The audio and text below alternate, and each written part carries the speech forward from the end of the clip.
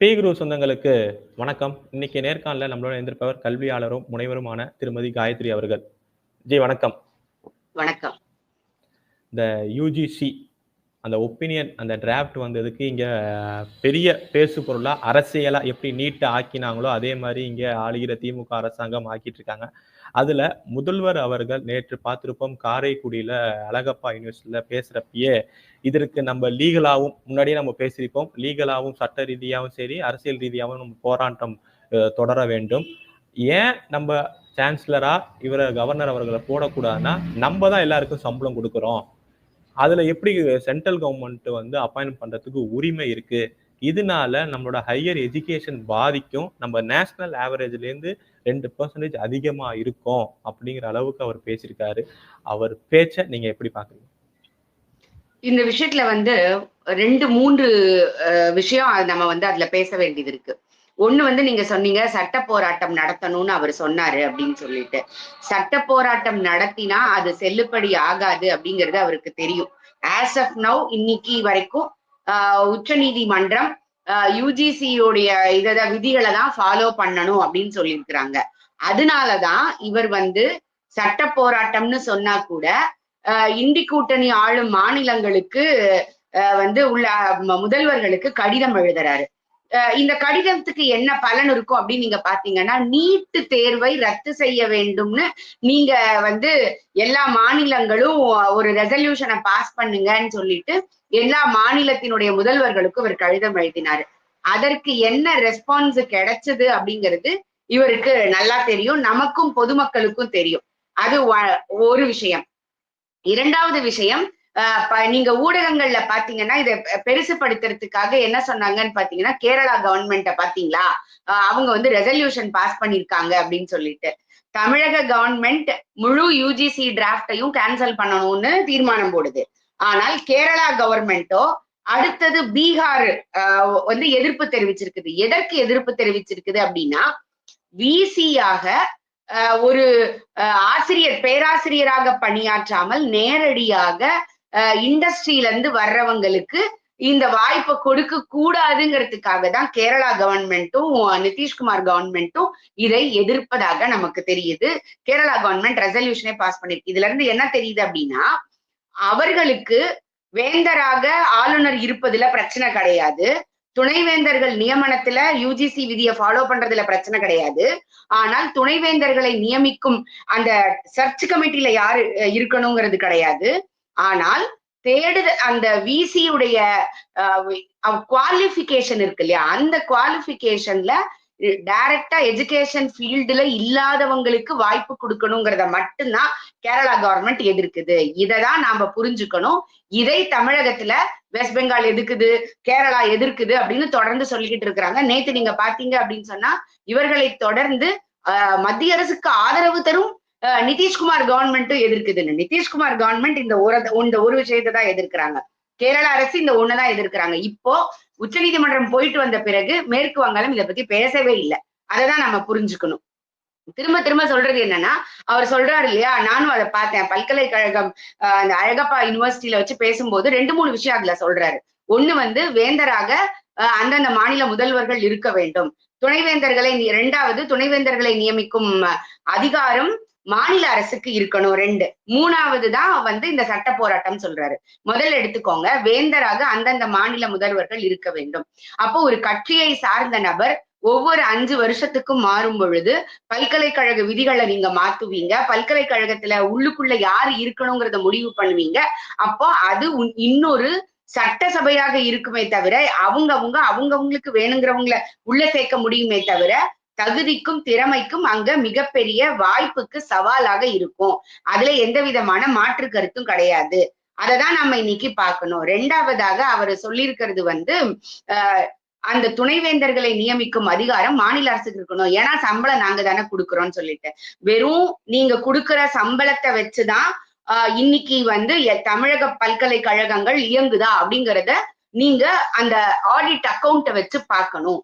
ஒவ்வொரு யூனிவர்சிட்டியும் ஒவ்வொரு துறையும் அதுல இருக்கக்கூடிய துறைகள் ரிசர்ச்சுக்காக உள்ள பல்வேறு ஃபண்டை நீங்க யுஜிசியுடைய தமிழாக்கமே என்னன்னு பாருங்க, பல்கலைக்கழக மானிய குழு.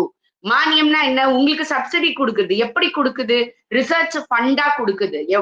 பல்வேறு விதமான உள்கட்டமைப்புகளுக்கு கொடுக்குறாங்க. துறையோடைய வளர்ச்சிக்காக கொடுக்குறாங்க. நேரடியா சம்பளம் கொடுக்கல. ஆனால் துறையினுடைய வளர்ச்சிக்கு, ஒரு புது துறை உருவாக்கத்திற்கு, ஒரு ஆராய்ச்சிக்கு, ஒரு ஆராய்ச்சி சம்பந்தமான ஒரு துறையை உருவாக்குவதற்கு புதிதாக ஃபண்டட் கோர்ஸ்ன்னு சொல்லுவாங்க. யுஜிசி ஃபண்டட் கோர்ஸ் அப்படின்னு சொல்லுவாங்க. அது போக உங்களுக்கு இன்குபேஷன் சென்டர் அப்படின்னு சொல்லிட்டு ஒரு தொழில், நீங்க ஒரு விஷயம் கண்டுபிடிச்சீங்கன்னா அதை டெவலப் பண்றதுக்கு உள்ள லேப் செட் பண்ணி கொடுக்கறது. இத்தனையையும் யுஜிசி மூலமாக தான் நீங்க பெறுறீங்க. யுஜிசி அங்கீகாரம் உள்ள பல்கலைக்கழகங்கள் மட்டும்தான் இதை பெறறீங்க. அதை நீங்க மறக்க கூடாது. இப்ப நீங்க பாரதியார் யூனிவர்சிட்டி எடுத்தீங்கன்னா ரூசால ஃபண்ட் வாங்கிருக்காங்க. அழகப்பா யூனிவர்சிட்டி எடுத்தாங்கன்னா அவங்க டாப் யூனிவர்சிட்டி வந்ததுக்காக 100 crores ஃபண்ட் பண்ணிருக்காங்க. பாரதியார் யூனிவர்சிட்டி மட்டும் இல்லாம தமிழ்நாட்டுல 6 பல்கலைக்கழகங்கள் அந்த ரூசா ஃபண்டை வாங்கி இருக்கிறாங்க. அந்த ரூசா ஃபண்ட் எதற்காகன்னு கொஞ்சம் போய் படிச்சு பார்க்கணுங்க.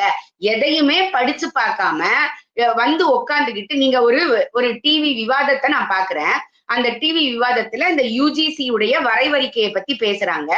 ஒரு கல்வியாளர்களோ ஒரு பேராசிரியரோ கூட அந்த விவாதத்துல பங்கேற்கல. அதுல பங்கேற்றவர்கள் ஃபுல்லா அரசியல் விமர்சகர்கள், கட்சியை சார்ந்தவர்கள். நீங்க எப்படி வந்து இதனுடைய நுணுக்கங்களை உங்களால பேச முடியும்? அதனோட இம்பாக்ட உங்களால பேச முடியும்? இப்போ ஏன் இந்த யுஜிசி வரைவறிக்கை, இப்ப ஒரு பெரிய எல்லாரும் என்ன சொல்லுவாங்க, ஏங்க இப்படி ஒரு பிரச்சனையான ஒரு விஷயத்த போய் யுஜிசி வந்து வரைவறிக்கையில கொடுத்துருக்குதுன்னு ஒரு கேள்வி வரும் இல்லைங்களா? எதற்காக அதை கொடுத்தாங்கன்னா, அவங்க டைரக்டா கூட இதை கொடுக்கல. கோர்ட் வந்து ஒரு வழிகாட்டுதல் சொல்லுது. ஒரு கேஸ் வருது. அந்த கேஸ்ல வந்து ஒரு பல்கலைக்கழகத்தினுடைய வைஸ் சான்சலரை இந்த மாதிரி தொழில் பிரிவுல இருந்து அப்பாயிண்ட் பண்றாங்க. இந்த அப்பாயின்மெண்ட் செல்லாதுன்னு சொல்லிட்டு கோர்ட்டுக்கு போறாங்க. அப்ப கோர்ட் சொல்லுது, இவர் தகுதியுடைய நபராக இருந்தால் கூட யுஜிசியுடைய குவாலிஃபிகேஷன் ஐடென்டிஃபை பண்ற வழிமுறைகள்ல இதற்கு விதிமுறைகள் இல்ல. அப்ப நீ முதல்ல விதிமுறைகளை உள்ள கொண்டு வா. அதுக்கப்புறம் தகுதியான நபர் இருக்காங்களா, நம்ம அவங்களை அப்பாயிண்ட் பண்ணலாமாங்கிறத பத்தி யோசிக்கலாம். சோ நீ அதற்கு முதல்ல விதிமுறைகளை கொண்டு வா அப்படின்னு சொல்லுது.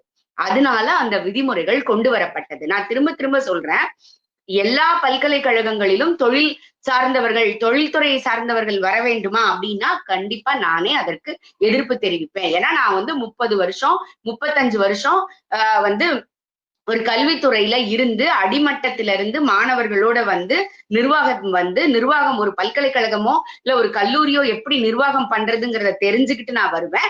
நீங்க டைரக்டா இங்க வருவீங்களா அப்படின்னு நானே போர்க்கொடி தூக்கலாம். ஆனால் நாளைக்கே எல்லா யூனிவர்சிட்டிலயும் வந்து இண்டஸ்ட்ரியலிஸ்ட கொண்டு வந்து போட போறது இல்ல. எக்ஸப்ஷன்ஸா இருக்கிறவங்களுக்கு அப்படி ஒரு வாய்ப்பு கிடைக்க வேண்டும் அப்படிங்கிறதுதான். இப்ப நீங்க யோசிச்சு பாருங்க, ரத்தன் டாடா அவர்கள் இன்னைக்கு உயிரோட இருக்காருங்க. அவரை வந்து நீங்க ஒரு பெட்ரோலியம் சைட்லயோ இல்ல வந்து ஒரு ப்ரொடக்ஷன் சைட்லயோ இருக்கக்கூடிய ஒரு இண்டிபெண்ட் யூனிவர்சிட்டிக்கு அவர் வைஸ் சான்சலரா அப்பாயிண்ட் பண்றதுல எந்த விதமான உங்களுக்கு ஆட்சேபனை இருந்திருக்க முடியும்? இன்னைக்கு இன்ஃபோசிஸ் நாராயணமூர்த்தி எடுத்துக்கோங்க, நீங்க வேண்டான்னு சொல்லிடுவீங்களா? இன்னைக்கு முருகப்பா ஃபுல் இண்டஸ்ட்ரி இன்னைக்கு தமிழகத்துல முதல்ல ஒரு பெரிய இண்டஸ்ட்ரியை கொண்டு வந்தது அப்படின்னு நீங்க பாத்தீங்கன்னா உங்களுக்கு தெரியும். டிவிஎஸ்ஆ இருக்கட்டும் இல்ல முருகப்பாவா. அப்போ இந்த டீம் உடைய அந்த டாப் பொசிஷனுக்கு வருவதற்கு அவர்கள் தொழில்துறையில் எவ்வளவு அனுபவம் பெற்றவர்களாக இருப்பாங்க. சோ அப்போ ஒரு டெக்னிக்கல் யூனிவர்சிட்டியில நீங்க அவங்களை கொண்டு வர்றதுக்கு ஏன் நீங்க தயங்கணும்? அப்ப அந்த வாய்ப்பு கிடைக்கணும்ன்ற ஒரே ஒரு விஷயம்தான். ஆனால் எப்படி வந்து நீட்டுக்கு 3வது மொழின்ற ஒரே ஒரு விஷயத்தை வச்சு அதை ஃபுல்லா இன்னைக்கு வரைக்கும் வந்து தேசிய கல்விக் கொள்கையை எதிர்த்துக்கிட்டு இருக்காங்களோ, அதே போல இந்த விஷயத்துல பாத்தீங்க அப்படின்னு சொன்னா வைஸ் சான்சலரோட அப்பாயின்மெண்ட்னு சொல்லிட்டு அடுத்ததாக அவர் சொல்லும் போது சொல்றாரு, மாநில அரசுக்கே அது வேணும். நீங்க மாநில அரசுக்கு வேணும், துணைவேந்தர்களை மாநில அரசு நியமிக்கும். எப்படி நீங்க நியமிப்பீங்க? உங்களோட ஆளுங்களை எல்லாம் ஏற்கனவே போட்டிருப்பீங்க. அப்படி அதாவது இந்த 3 பேர் உள்ள வாய்ப்பு இருக்கு இல்லைங்களா? அந்த 3 பேர் 4 பேர் உள்ள வாய்ப்புல இப்படி மாநில அரசு அதுல ஒரு நாமினி அப்பாயிண்ட் பண்ணுது, யூனிவர்சிட்டி ஒரு நாமினி அப்பாயிண்ட் பண்ணுது. அப்ப 3 பேர்ல மெஜாரிட்டி இந்த 2 பேர் தான். ஆட்டோமேட்டிக்கா இந்த மாதிரி அழுத்தங்கள் கொடுத்து உள்ள வந்ததுனாலதான் தமிழகத்திலேயே எத்தனை துணைவேந்தர்கள் லஞ்ச ஒழிப்பு குற்றத்துல அரெஸ்ட் வரைக்கும் போயிருக்கிறாங்க. நாம இன்னைக்கும் பார்த்துக்கிட்டு தான் இருக்கோம். அப்போ அவங்களெல்லாம் அப்பாயின்மெண்ட் பண்ணது யாரு? சரி, அவங்கள அப்பாயிண்ட் பண்ணது அப்படின்னா அந்த தேடுதல் குழு வந்து ஒரு 3 பேரை பரிந்துரைக்கும். அந்த 3 பேருக்குள்ள ஒருத்தரை வந்து கவர்னர் இன்டர்வியூ பண்ணி அவங்கள வந்து நியமிப்பாரு. 3 பேருக்கு தவிர நேரடியாக ஒருத்தரை நியமிக்கும் அதிகாரம் ஆளுநருக்கு கிடையாது. அதாவது வேந்தருக்கு கிடையாது. இததான் நம்ம புரிஞ்சுக்கணும். அப்போ 3 பேர் அந்த கமிட்டில இருக்காங்க. ஒண்ணு கவர்னர் நாமினி, ஒண்ணு யுனிவர்சிட்டியில இருந்து உள்ள நாமினி, ஒண்ணு கவர்ன்மெண்ட் நாமினி. ஆட்டோமேட்டிக்காக ஒரு பல்கலைக்கழகத்திலிருந்து வரக்கூடிய நாமினி அந்த சமயத்துல எந்த அரசு ஆளும் அரசோ அதற்கு சாதகமாக தான் கண்டிப்பா செயல்படுவாங்க. ஏன்னா நான் உள்ளுக்குள்ள இருந்து 25 வருஷமா பாக்குறேன். யார நீங்க நாமினேஷன் லிஸ்ட்ல கொண்டு வரீங்க, எந்த லிஸ்ட ஃபைனலுக்கு கொண்டு வரீங்க, எல்லாம் நாம பார்க்கதான் செய்யறோம். அப்போ இந்த 3த்துல ஒன்னதான் அவரால செலக்ட் பண்ண முடியுது. அப்போ இந்த 2 பேர் அங்க மெஜாரிட்டி ஆயிடுறாங்க. அப்படி இருக்கும் பொழுது கண்டிப்பாக அதுல வந்து ஒரு சாயல் இருக்கதான் செய்கிறது. நான் இதே நம்மளோட இன்னொரு காணொலியிலேயே சொன்னேன். இதே தமிழகத்துல 2 முறை இப்பயும் ஒருவர் வந்து துணைவேந்தரா இருக்கிறாரு அப்படின்னு சொல்லிட்டு அதற்கு யாரு காரணம் அப்படிங்கறத அவங்களுக்கு பொதுமக்களுடைய பார்வைக்க நான் விட்டுடுறேன். சோ இதுதான் இங்க நடக்குது. அப்போ அப்படி நடக்கும் பொழுது மற்றவர்களுக்கோட வாய்ப்பு இருக்குது, தகுதியானவர்களுக்குரிய வாய்ப்பு இருக்குது. இதுல யாருமே அட்டென்ட் பண்ணாத ஒரு விஷயத்த நான் உங்களுக்கு சொல்றேன். இதுவரைக்கும் இதை பற்றி கல்வியாளர்கள் கூட பேசலன்றதுதான் வருத்தங்க. இன்னைக்கு அதுல வந்து வரைவறிக்கையில சொல்றாங்க, உங்களோட ரிசர்ச் பேப்பர்ஸ், உங்களோட ரிசர்ச் கைடன்ஸ் இதெல்லாம் இன்னைக்கு இருக்குது. சோ எங்களுக்கு வந்து நீங்க பாத்தீங்கன்னா ஹெச் இண்டெக்ஸ்ன்னு சொல்லுவாங்க, இம்பாக்ட் ஃபேக்டர்னு சொல்லுவாங்க. இந்த மாதிரி உள்ள நிறைய டெக்னிக்கல் டெர்மினாலஜிஸ் இருக்கு. இதுல நீங்க வந்து ஒரு ஆர்ட்ஸ் அண்ட் சயின்ஸ்ல எடுக்கும் பொழுது ஆர்ட்ஸுக்கு வந்து இந்த பாயிண்ட்ஸ் கம்மியா தான் ஆகும். ஆனால் ஆட்டோமேட்டிக்காக என்னோட ரிசர்ச் பேப்பர் சயின்ஸ்ல இருந்தது அப்படின்னா அதை பார்ப்பவர்களுடைய எண்ணிக்கை இன்னைக்கு அதிகமாக இருக்குது. அப்போ ஆர்ட்ஸ் படிச்சவங்க எங்களை மாதிரி காமர்ஸ், பிசினஸ் அட்மினிஸ்ட்ரேஷன், இல்ல வந்து தமிழோ இங்கிலீஷோ இந்த மாதிரி படிச்சவங்களுடைய வாய்ப்பு குறைகிறது. அப்ப அதுக்கு நீங்க ஒரு வெயிட்டேஜ் கொடுங்கன்னு யாராவது ஒருத்தர் இதுவரைக்கும் பேசுவாங்களான்னு பாக்குறேன். ஒருத்தர் கூட இது வரைக்கும் பேசவே இல்லை. ஏன்னா நீங்க இப்போ ஒரு சயின்ஸ் ஸ்ட்ரீம்ல பிஹெச்டி பண்ணிட்டு ஒரு 10 ரிசர்ச் பேப்பர் போடுறீங்க. நான் 30 ரிசர்ச் பேப்பர் போட்டா கூட என்னுடைய இம்பாக்ட் ஃபேக்டர் அவங்களுக்கு ஈக்குவலா வராது. ஏன்னா அதை பார்ப்பவர்களுடைய எண்ணிக்கை சயின்ஸ்ல அதிகமாக இருக்கிற அளவுக்கு ஆர்ட்ஸ்ல அதிகமாக இல்ல. அப்ப இருக்கும் பொழுது என்னுடைய வாய்ப்பு குறைகிறது. அப்ப என்ன பண்ணணும், நீங்க எப்படி வந்து வெயிட்டேஜ் கொடுக்கறது, எப்படி இதை 2த்தையும் ஈக்குவல் பண்ணி அவங்களுக்கு ஒரு பொது வழியில ஒண்ணு கொடுக்கறதுங்கிறத கண்டுபிடிக்கணும். இதை நீங்க வரைவறிக்கையில ரெக்வெஸ்டா கேளுங்க. இதை கேட்கறதுக்கு உங்களால முடியல, அரசியல் பண்றதுக்கு எல்லாரும் தயாரா இருக்கிறீங்க. இல்ல அரசியல் பண்ணி அவங்களுக்கு லாபம் கிடைக்கும். நீங்க சொல்ற மாதிரியே அரசியல் செய்யறனால, இந்த யூஜிசி வச்சு அரசியல் செய்யறனால திமுகவுக்கு என்ன லாபம் கிடைக்கும்? என்ன இப்படி சொல்லிட்டீங்க? அவர்களுக்கு ஒரு வைஸ் சான்சலர் அப்பாயின்மெண்ட்ல இன்னைக்கு வந்து என்னெல்லாம் நடக்குதுங்கிறது பொதுவெளியிலேயே சொல்றாங்கல்ல. என்ன மாதிரி ரெக்கமெண்டேஷன் இருக்கு, என்ன தேவைகள் பூர்த்தி செய்யப்படுது, எல்லாமே நமக்கு பொதுவெளியில சொல்றாங்கல்ல. அப்படி இருக்கும் பொழுது அது அவ்வளவு பெரிய அழுத்தம் இல்லையா? 2வது காசு பணத்தையே விட்டுடுங்க. இது அதாவது அதிகாரம் அப்படின்னு ஒண்ணு இருக்குல்ல, அப்படி அதிகாரம்னு ஒண்ணு இல்லைன்னா திருச்செந்தூர் கோயில்ல கியூல நிக்கிறவங்களை பார்த்து சேகர் பாபு சொல்ல முடியுமா, நீ திருப்பதி கோயில்ல நிக்கிற, உனக்கு என்ன இங்க நிக்கிறதுக்கு வலிக்குதுன்னு கேக்குறாருல. அது எது அவரை சொல்ல வைக்குது? அவருடைய அந்த அதிகாரம் சொல்ல வைக்குது இல்ல. அப்ப நீங்க நினைக்கிற ஆளை துணைவேந்தரா உள்ள போட்டீங்க அப்படின்னா அங்க இருக்கக்கூடிய ஆசிரியர் பணியிடங்கள், ஆசிரியர்கள் அல்லாத ஊழியர் பணியிடங்கள், அங்க ஒரு துறையை கட்டமைப்பதற்கான உள்கட்டு அமைப்பு வசதிகளை மேம்படுத்துவதற்குள்ள கான்ட்ராக்ட் அத்தனையிலையும் இவர்களுக்கு பவர் வரும்ல. இல்ல இப்ப நீங்க பொதுவான ஒரு நபரை போட்டால் அவர் 4 கேள்வியாவது கேட்பாரு உங்களை. 10 ஆசிரியர்கள் சேர்ந்து சப்போர்ட் பண்ணா கூட இல்லையே இது இந்த இடத்துல தப்பா இருக்குது, இது இப்படி இருக்கக்கூடாது. அதுதானே சூரப்பாவுக்கு வந்த பிரச்சனை. சூரப்பா வைஸ் சான்சலரா இங்க வந்தப்போ அததானே இவர்கள் செய்தார்கள். அந்த பிரச்சனைய வந்து திரும்பவும் வரவிடக்கூடாது அப்படிங்கறதுல இவர்கள் எல்லாம் ரொம்ப கவனமா இருக்கிறாங்க. ஏன்னா அவர் சொல்றாரு, பெட்ரோல் போடுறியா காருக்கு, கார் வந்து யூனிவர்சிட்டி பர்பஸ்க்காக ஓடுனா அதை பெட்ரோல் செலவுல காமி. கார் வாங்குறியா, கார் கேம்பஸுக்குள்ள நிக்கணும், மந்திரி வீட்லயோ இல்ல மத்த எம்எல்ஏ வீட்லயோ போய் நிக்க கூடாதுன்னு சொல்றாரு. ஆடிட்டோரியத்தையோ மத்ததையோ நீங்க அபிஷியலுக்கு மட்டும்தான் பயன்படுத்தணும், வெளி நிகழ்வுகளுக்கு பயன்படுத்த கூடாதுங்கிறாரு. இப்படி ஒன்னொன்னுலயும் உங்களுக்கு கட்டுப்பாடு விதிக்கும் போது வலிக்குது எனக்கு. அப்ப நான் உன்னை உள்ள வர விடாம என்ன பண்ணுவேனோ அதை தான் நான் செய்வேன். அடுத்தது அதுலயே பேசுறப்ப இன்னொன்னு சொல்லியிருப்பாரு, அது போனதே அந்த ஃபங்க்ஷன் அதுக்காக தான், அங்க சிலை திறக்கிறதுலாம். இப்ப சமீப நாட்களா பார்த்தோம்னா வள்ளலார் அவர்களையும் வள்ளுவர் அவர்களையும் வந்து ஒரு கேங் வந்து கபலீகரம் பண்றதுக்காக ஒரு கூட்டம் துடிச்சுக்கிட்டு இருக்கு அப்படிங்கிற ஒரு மறைமுகமாவே சொல்றது யாருன்னா கவர்னர் அவர்களை தான் சொல்றாரு. இந்த வள்ளலார் திருவள்ளுவரை வச்சு யார் அரசியல் செய்யறா? நம்மளதாங்க நம்ம சொல்லிக்கணும். நமக்கு வந்து வெட்கம் கெட்ட இந்துக்கள். நாம தான் நம்மள சொல்லிக்கணும். ஏன்னா, நான் அடுத்தவங்கள குறை சொல்றதுக்கு தயாராகவே இல்ல. இன்னைக்கு திருவள்ளுவருக்கு வந்து வெள்ள உடை தான்னா, நீ அந்த காலத்துல போய் பாத்தியா? நான் பாக்கல. நான் வந்து ஒரு திருவள்ளுவர், அந்த திருவள்ளுவர் இருந்த காலத்துல இஸ்லாமியமோ, கிறிஸ்தவமோ இங்க கிடையாது. இந்தியாவுல கிடையாது.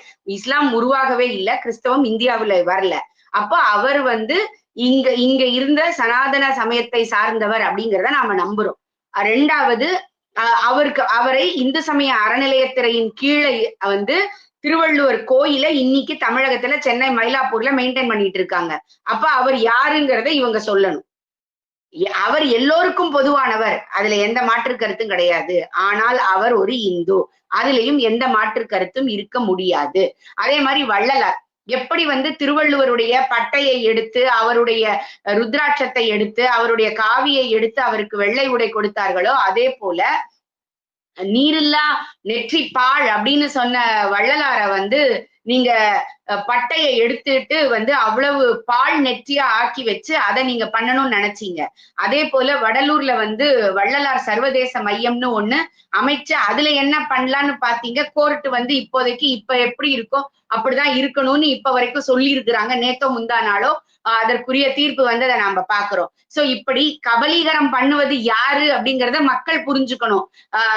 அரசியல்வாதிகளா இல்ல நம்ம இந்துக்கள் அதை தவறாக பயன்படுத்துகிறோமான்னு. ஏன் இத்தனை வருஷமாக இவர்கள் இருக்கும் பொழுது வராத இந்த விஷயம், இந்த வள்ளலாருக்கு வந்து பட்டை எடுக்கிறது இப்ப எப்படி வந்தது? யார் அவருக்கு திடீர்னு வந்து உறவு கொண்டாட வராங்க? பெரியாரும் வள்ளலாரும் ஒண்ணுன்னு வெக்கமே இல்லாம சமய சொற்பொழிவாளர்கள் வந்து பேசக்கூடிய அளவிற்கு அந்த பதவி மோகம் பிடிச்சு திரியிறாங்களே, அது எதற்காக? அப்ப நீங்க யார குறை சொல்வீங்க? அரசியல்வாதி அரசியல் பண்ணுவான். அரசியல்வாதிக்கு லாபம் வேணும். ஆனா ஒரு சமய சொற்பொழிவாளர்னு இத்தனை வருஷ காலம் இருந்து அதன் மூலமாக சம்பாதிச்ச சாப்பாட்டை சாப்பிட்டுட்டு இன்னைக்கு அந்த சமூகத்துக்கே எதிராக பேசிக்கொண்டு திரிகிற சமய சொற்பொழிவாளர்கள்ன்ற பேர்ல இருக்கிறவங்களை நீங்க குறை சொல்லுவீங்களா? இல்ல பொது ஜனமாக எத்த தின்னா பித்தம் தெளிவுன்னு சொல்லிட்டு எந்த கோயிலுக்கு போனா எனக்கு நல்லது நடக்கும்னு போயிட்டு இருக்கிற நம்ம சாதாரண மனுஷங்களை சொல்லுவோமா? சொல்லுங்க பாப்போம். ஒரு நாட்டுல கொலை செய்யறவனை விட கொலை செய்ய தூண்டுறவனுக்கு தான் ஜாஸ்தி தண்டனை. அப்ப அதே போல நீங்க சமய சொற்பொழிவாளர்கள்ன்ற பேர்ல என் பாக்கெட் நிரம்புதா, எனக்கு பதவி கிடைக்குதா அப்படின்னு சொல்லிட்டு கோயில் கோயிலாக போய் நாத்திகம் பேசி திரியிறீங்களே, உங்களை என்ன சொல்றது? அப்ப மக்கள் புரிஞ்சுக்கணும். திருவள்ளுவரும் வள்ளலாரும் யாரு, அவங்களுக்கு யாரு சாயம் பூசி தனக்குரியவர்களாக ஆக்குகிறார்கள் அப்படிங்கிறத மக்கள் புரிஞ்சுக்கணும். மக்கள்கிட்ட பேசி காசு சம்பாதிச்சு சாப்பிட்டு உடம்பை உயிரை வளர்த்தவர்கள் இன்னைக்கு அதை பத்தி தெரிஞ்சுக்கணும். நாம யாருக்கு எதிராக பேசுறோம்னு சொல்லிட்டு எல்லா கணக்கு எழுதினே இருக்காங்கல்ல. நமக்கு இந்து மதத்துல நம்பிக்கை இருக்குல்ல. உங்களுடைய பாவ புண்ணிய கணக்குகள் எழுதப்பட்டுக்கிட்டே இருக்குதுல்ல. அப்ப நீ யாரு சாப்பாட்டை சாப்பிடுற, யாருக்கு எதிராக பேசுற அப்படிங்கிற கணக்கு இருக்குதுல்ல. அத கடவுள் பார்த்துப்பான். அடுத்த பெரிய ஒரு பேசு பொருளா இதை நான் வந்து திசை மாற்றும் செயலா நான் பாக்குறேன். திமுகவும் திகவும் சேர்ந்து திரு காமக்கோடி அவர்கள் சொன்னது, கோமியம் குடித்தா வந்து சில பல இதுக்கு வந்து அது நிவாரணம் தருது சொன்னதை பெரிய அரசியல் ரீதியாக பேசும் பொருளா மாத்திருக்காங்க. இதோட உள்நோக்கம் என்ன? அவர் சொன்னதுல ஏதாவது தவறு இருக்கா? முக்கியமாக அவர் பேசுறதுக்கு எதிர்ப்பு தெரிவிச்சது யாருன்னு நீங்க பார்த்தாலே உங்களுக்கு தெரியும் எதனால ஒரு எதிர்ப்புன்னு. அவர் வந்து ஒரு மிக திறமையான ஒரு நபராக இருக்கிறார். எந்த அரசியல் வம்பு தும்புக்கும் போகாம இருக்கிறார். தன்னுடைய திறமையினால பெரிய பெரிய விஷயங்களை ஐஐடி வளாகத்துக்குள்ள செய்கிறார். தெரிஞ்சோ தெரியாமலோ அவர் பிராமணராக பிறந்து விட்டார். இதுதான் இவர்களுடைய பிரச்சனைக்கு காரணம். இந்த பிரச்சனை முழுவதாக அரசியலாக்கப்படுவதற்கு முழு காரணம் அவர் ஒரு பர்டிகுலர் சமுதாயத்தை சேர்ந்தவராக இருக்கிறார். இவ்வளவு அறிவாளியாக இருக்கிறார். இவ்வளவு பெரிய பெரிய விஷயங்களை செய்கிறார். நீங்க பார்த்திருப்பீங்க, இவர் வந்ததற்கு பிறகு அத்தனை வருஷம் உள்ள என்ஐஆர்எஃப்ஓ மத்ததுலயோ டாப் யூனிவர்சிட்டி இன் இந்தியா இன்ஸ்டிடியூட்னு பாத்தீங்கன்னா அது ஐஐடி சென்னை தான் தொடர்ந்து வந்துகிட்டே இருக்கிறாங்க. அப்ப இதெல்லாம் அவர்களால பொறுக்கவே முடியல. எப்படிரா இவனால மட்டும் இப்படி செய்ய முடியுது அப்படிங்கும் பொழுது அவர் ஒரு தனிப்பட்ட முறையில கோ சம்ரக்ஷணம் பத்தி அவர் பேசுறாரு. என்னைக்கு பேசுறாரு? மாட்டு பொங்கல் அன்னைக்கு பேசுறாரு. அவர் எவ்வளவு விஷயங்கள் அதுல பேசுறாரு. இயற்கை விவசாயம் பத்தி பேசுறாரு, இயற்கையோட இணைந்து வாழ்தல் பற்றி நாம பேசுறாரு. அவரு மாடுகளை எப்படி ரட்சணம் பண்றதுங்கிறத பத்தி பேசுறாரு. பால் தராத மாடுகளை அடிமாட்டுக்கு அனுப்பாம எப்படி நம்ம காப்பாத்தணும் அப்படிங்கிற இந்து மத தத்துவம் சனாதனம் சொல்லி கொடுத்திருக்குன்றத பத்தி சொல்றாரு. அப்ப சொல்லும் பொழுது இந்த விஷயத்தை சொல்கிறார். இப்போ அவர் சொல்றதையே நீங்க விட்டுடுங்க. ஆனால் இவர்கள் எல்லாம் அரசியல் செய்யறாங்க. ஊடகம் என்ன செய்யுது? எல்லா ஊடகங்களும் இதை பற்றி விவாதம் நடத்துச்சு. இல்ல ஒரு ஒப்பீனியன் கேக்குறாங்க. யார்கிட்ட ஒப்பீனியன் கேக்குறாங்க? ஆங்கில மருத்துவர்களிடையே விவாதங்கள்ல உட்கார வைக்கிறது, ஆங்கில மருத்துவர்களிடம் இந்த விஷயத்தை பத்தி கேட்கறது. இதுல இருந்தே உங்களுடைய உள்நோக்கம் என்ன அப்படிங்கிறது புரியுது இல்லைங்களா? 8ஆம் நம்பர் புதில்ல எங்க அப்பா இல்லங்கிறது தான் இவர்களுடைய நோக்கம். ஆனா அது வெட்ட வெளிச்சம் ஆயிடுது. அதுதான் நீங்க கேட்க வேண்டிய நபர் யாரு? ஆயுர்வேதா இந்திய மருத்துவர்களான ஆயுர்வேதா டாக்டர் அண்ட் சித்த மருத்துவர். முதல்ல 2 நாள் அவர் அமைதியா இருந்தாரு. நான் இது வந்த உடனேயே ட்வீட் போட்டேன். இது மாதிரி உள்ள விஷயங்கள் இருக்கிறது, நீ போய் கொஞ்சம் படி, கூகுள்ல சர்ச் பண்ணி பாரு, இதை பத்தின பேப்பர் இருக்கா இல்லையான்னு பாரு, இது மாதிரி உள்ள விஷயங்கள் இருக்கா இல்லையான்னு. நாங்க படிக்கவே மாட்டோம், ஆனால் குறை சொல்வது அப்படின்னா ஓடி முன்னாடி நிப்போம் அப்படின்ட்டு. ஆனால் நீங்க மூக்கொடை படுறீங்க அப்படிங்கிறத ஒரு 2 நாள் பொறுத்துட்டு அவரே சொல்றாரு. Research papers காமிக்கிறாரு. ஆதாரம் குடுன்னு கேட்டுக்கிட்டே இருந்தாங்க. ஆதாரம் இந்தா வச்சுக்கோ அப்படின்னு சொல்லி இன்டர்நேஷனல் லெவல்ல இருக்கக்கூடிய தி பெஸ்ட் மெடிக்கல் ஜேர்னல் எதுவோ அந்த ஜேர்னல்ல பப்ளிஷ் ஆன விஷயத்தையும் சொல்லிட்டாரு. இப்ப அதுக்கப்புறம் ஐஐடி இயக்குனருக்கு அது அழகல்ல, ஐஐடி அவர் பதவி விலகணும், நீ அந்த மாட்டு மூத்திரத்தை குடிப்பியான்னு ஒருத்தர் கேள்வி கேட்கிறாரு. இதே மாதிரி ஒரு கேள்வியை உங்களால ஒரு அரசியல்வாதியிடம் கேட்க முடியுமா? இல்ல மத்த யார்கிட்டயாவது கேட்க முடியுமா? இல்ல ஞானசேகரன் என் தம்பின்னு பேசின அப்பா விட்ட எந்த விதத்துல அவன் தம்பின்னு உங்களால கேட்க முடிஞ்சுதா? ஆனால் அவர் உங்களுடைய பேச்சுக்கு மதிப்பளிச்சு உட்கார்ந்து விவரம் கேட்கிறாரு. நீங்க அதை குடிச்சிருக்கீங்களான்னு ஒருத்தன் கேட்கிறான்னா அப்ப எந்த அளவுக்கு உங்களுடைய திங்கிங் பழுதுபட்டு பாழ்பட்டு போய் இருக்கு அப்படிங்கறத பாருங்க. அவர் சொன்னார், ஆமா நான் குடிச்சிருக்கேன்னு அவர் சொல்றாரு. இது இந்து வாழ்வியல் முறையில வீட்டுல நீங்க ஒரு ஹோமம் வச்சீங்கன்னா கண்டிப்பா பஞ்சகவியம் இருக்கணும். அதுல ஒரு துளியாவது நீங்க அதை சாப்பிட்டுதான் ஆகணும். இது நம்மளுடைய வழக்கம். உனக்கு அதுல நம்பிக்கை இருக்கு, இல்லாம போகுது. உன் தட்டுல என்ன இருக்கணும்னு நீ டிசைட் பண்ணுவேன்னு சொல்றல. ஒரு துண்டாவது மாட்டுக்கறி தின்னாதான் எங்களுக்கு நல்லா இருக்கும்னு நீங்க சொல்றீங்கல்ல. அப்ப நான் குடிக்கிறதுல உனக்கு என்ன பிரச்சனை இருக்குது? அவர் ஐஐடி மாணவர்கள் எல்லாம் நாளை காலையில இருந்து டீக்கு முன்னாடி இதை குடிக்கணும்னு நீ சொல்லியிருந்தா நீ இதை சொல்ல முடியும் நீ. ஆனால் அவர் எந்த இடத்துல அதை பேசணும்னு பேசுறாரு. அதற்கு அவர் சொல்றாரு, அதுல ஃபங்கல் மத்த இம்யூன் பூஸ்டருக்கு உள்ள விஷயங்கள், பாக்டீரியாவை அழிக்கக்கூடிய தன்மை அத்தனையும் இருக்குன்னு அவர் சொல்றாரு. அதற்கு ப்ரூஃபாக ரிசர்ச்சை காமிக்கிறாங்க. நீ வைரமுத்து என்ன காமிச்சாரு? யாரு சொல்லியிருக்கான்றது காமிச்சா ஆண்டாளம்மாவை என்ன பேசினாரு? இதுக்கெல்லாம் நீங்க எங்க போனீங்க?